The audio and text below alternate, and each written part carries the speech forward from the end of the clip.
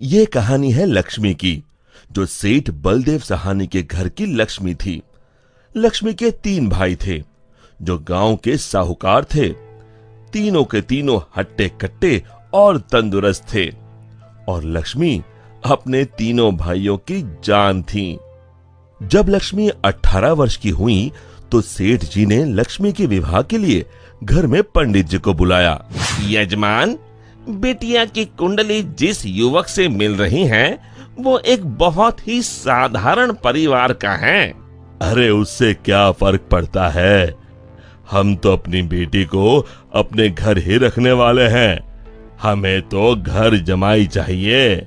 लेकिन यजमान, मुझे नहीं लगता कि ऐसा कुछ संभव है, ये युवक घर जमाई नहीं बनेगा। तभी सेठ जी की बेटी सेठ जी के पास आई और उनके कानों में कुछ फुसफुसाई।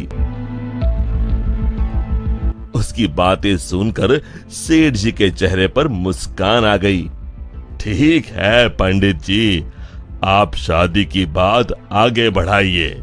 और फिर कुछ महीनों में लक्ष्मी की शादी एक बहुत ही साधारण युवक विमल से हुई। शुरू में दोनों की अच्छी बन रही थी और विमल की मां सरिता भी बहुत खुश थी। एक दिन सोते वक्त लक्ष्मी ने विमल से बात की। ना इस घर में ढंग का सोफा है, ना गद्देदार पलंग और ना ही टीवी। ए जी, आप मेरे साथ मेरे पापा के घर चलिए ना, वहाँ सब कुछ है। नहीं लक्ष्मी, अब यही तुम्हारा घर है, तुम्हें इसी घर में रहने की आदत डालनी होगी। उस दिन के बाद लक्ष्मी हर छोटी छोटी बातों पे विमल से झगड़ा किया करती। उनके बीच बात इतनी बिगड़ गई कि अब लक्ष्मी कभी बेलन तो कभी बर्तन फेंक फेंक कर विमल को मारती। विमल बेटा, ये क्या है, तुम दोनों ऐसे लड़ क्यों रहे हो? माँ, ये रट लगाए बैठी है कि मैं भी इसके साथ इसके बाप के घर में जाकर रहूं, घर जमाई बनकर। भला मैं ये कैसे कर सकता हूँ, और इसीलिए हमारी रोज अनबन होती है। एक काम कर, तू उसे अच्छे से समझा कि अब यही उसका घर है। अगले दिन फिर से लक्ष्मी विमल को अपने घर चलने के लिए जोर डालने लगी। आप मेरे साथ मेरे घर चलिए, आपको यहाँ गरीबों की तरह जीने की कोई जरूरत नहीं है, मेरे पापा के पास सब कुछ है। मैंने तुम्हें कितनी बार बोला है, मैं घर जमाई नहीं बनना चाहता हूँ। अगर आप खुद से मेरे साथ नहीं चलोगे तो मैं मेरे भाइयों से बोलकर आपको जबरदस्ती यहाँ से उठवा लूंगी। बहू की ये बात सुनकर सरिता को अपने बेटे की चिंता सताने लगी। इसके तीनों भाई तो इतने शक्तिशाली है, मेरे बेटे का क्या हाल होगा। ये मैंने क्या कर दिया, इससे अच्छा तो किसी गरीब की बेटी ब्याह लाती, कम से कम कोई आफत तो नहीं आती। अब सिर्फ बाबा जी ही मेरी मदद कर सकते हैं। सरिता बहुत दूर एक बाबा जी के पास गई और उन्हें अपनी पूरी दुख भरी दास्तान बताई। अब आप ही बताइए बाबा जी, मैं अपने बेटे को बचाने के लिए क्या कर सकती हूँ? ये ताकतवर इंसान ऐसे ही होते हैं, हमेशा निर्बलों को दबाना चाहते हैं। अब सिर्फ गुफा में रहने वाली डायन ही तुम्हारी मदद कर सकती है, सिर्फ वही तुम्हें ताकतवर बना सकती है, जिससे तुम अपने बेटे को बचा सकती हो।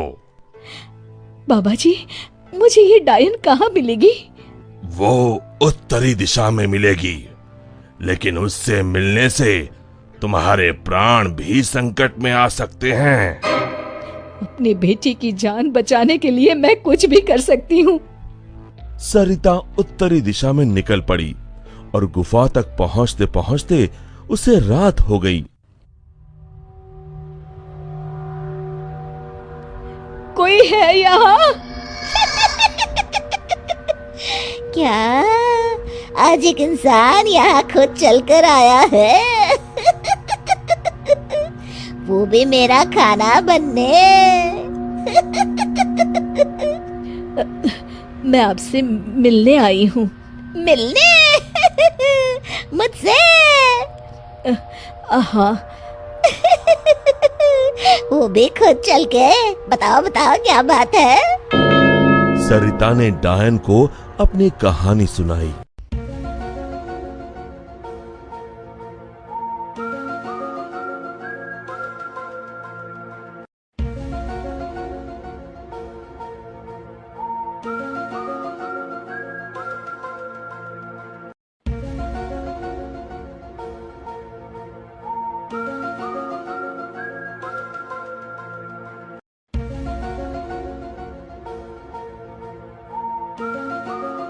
उपाय तो है लेकिन बहुत कठिन है। मैं अपने बेटे को बचाने के लिए कुछ भी कर लूंगी। तुम्हें मेरा श्राप अपने ऊपर लेना होगा, जिससे मेरी सारी शक्तियाँ तुम में आ जाएंगी। तब मैं आजाद हो जाऊंगी और तुम डायन बनके यहीं गुफा में रहोगी और ना ही सूरज की रोशनी में निकल सकोगी बाहर, क्योंकि डायन की शक्तियाँ सिर्फ रात को ही काम करती हैं। क्या तुम्हें ये मंजूर है? विमल को बचाने के लिए अगर मुझे डायन भी बनना पड़े तो मंजूर है। डायन ने कुछ जादू किया और डायन की सारी शक्तियां सरिता में चली गईं और अब डायन आजाद होकर एक औरत बन गई और सरिता डायन बन गई। यहां पूरा दिन हो गया था। विमल ने गांव में जाकर मां को ढूंढा, लेकिन मां कहीं नहीं मिली। रात को वो घर पहुंचा तभी लक्ष्मी उस पर बरस गई। ये सब सरिता अपनी शक्तियों से देख रही थी और उसी समय सरिता डायन के रूप में वहां पहुंची। सरिता को डायन के रूप में देखकर उसके पैरों से मानो जमीन खिसक गई। सरिता जोर जोर से हंसने लगी।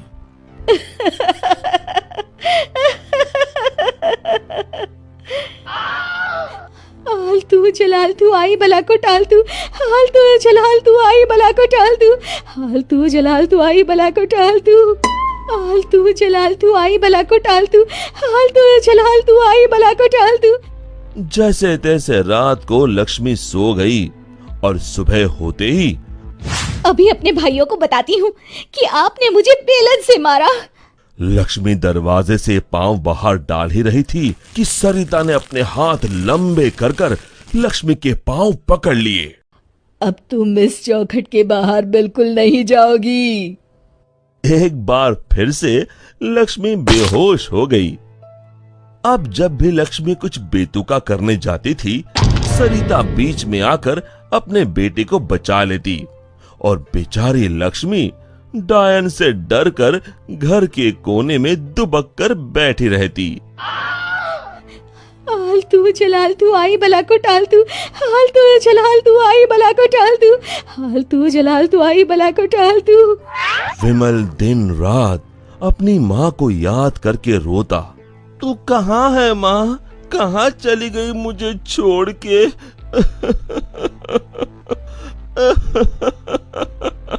बेटा विमल, मैं यही हूँ तेरे पास, लेकिन इस डायन के रूप में।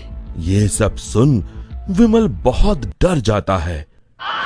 डर मत बेटा, बस मुझसे तेरा दुख नहीं देखा जा रहा था, इसलिए मुझे ये सब करना पड़ा। ये सब पीछे खड़ी लक्ष्मी सुन रही थी। तभी सरिता ने उसे अपनी शक्तियों से दीवार पर लटका दिया। जा रही हूँ, मगर एक बात समझ ले, मेरे बेटे को परेशान करने की भी तूने या तेरे घर वालों ने सोची तो मैं यहाँ फिर आ जाऊंगी। जी जी जी माँ जी। तभी तो कहते हैं, माँ से बढ़कर दुनिया में कुछ नहीं। माँ एक वरदान है जो अपने बच्चों के लिए कुछ भी कर सकती है। दोस्तों, हमें उम्मीद है कि आपको हमारी ये कहानी पसंद आई होगी। कृपया हमारे चैनल को सब्सक्राइब करें और सभी अपडेट्स के लिए बेल आइकन जरूर दबाएं। और हाँ, वीडियो लाइक और शेयर करना मत भूलिएगा। Bye bye.